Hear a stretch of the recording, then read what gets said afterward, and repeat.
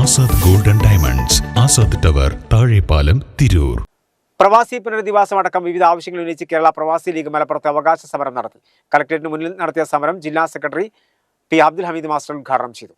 പ്രവാസി പുനരധിവാസം നടപ്പിലാക്കുക, 60 കഴിഞ്ഞവർക്ക് പെൻഷൻ അടക്കമുള്ള ക്ഷേമ പദ്ധതികൾ നടപ്പിലാക്കുക, റെയിൽവേ സീനിയർ സിറ്റിസൺസ് ആനുകൂല്യം നടപ്പിലാക്കുക, കേന്ദ്ര കുടിയേറ്റ നിയമം നടപ്പിലാക്കുക തുടങ്ങിയ ആവശ്യങ്ങൾ ഉന്നയിച്ചാണ് പ്രവാസി ലീഗ് അവകാശ സമരം നടത്തിയത്. മുസ്ലിം ലീഗ് ജില്ലാ general secretary P Abdul Hameed master MLA സമരം ഉദ്ഘാടനം ചെയ്തു.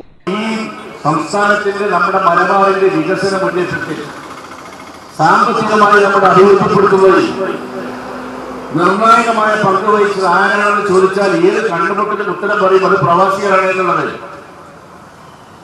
ഊണില്ലാതെ, ഉറക്കമില്ലാതെ, വിശ്രമമില്ലാതെ മണലാരണ്യത്തിന് ജോലി ചെയ്ത് ഈ നാടിനെ സമ്പൽ സമൃദ്ധമാക്കി മാറ്റുന്നതിൽ അവർ വഹിച്ച പങ്ക് വളരെ വലുതാണ്.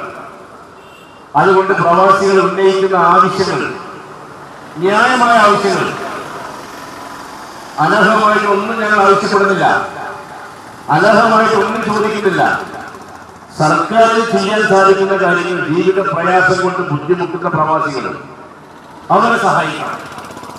അവർക്ക് ആവശ്യമായ ക്ഷേമ പദ്ധതികൾ നടപ്പിലാക്കണം. ധർണയിൽ TP കുഞ്ഞാലൻ ഹാജി അധ്യക്ഷത വഹിച്ചു. ഹനീഫ മൂന്നിയൂർ, സൈഫുദ്ദീൻ വലിയകത്ത എന്നിവർ സംസാരിച്ചു.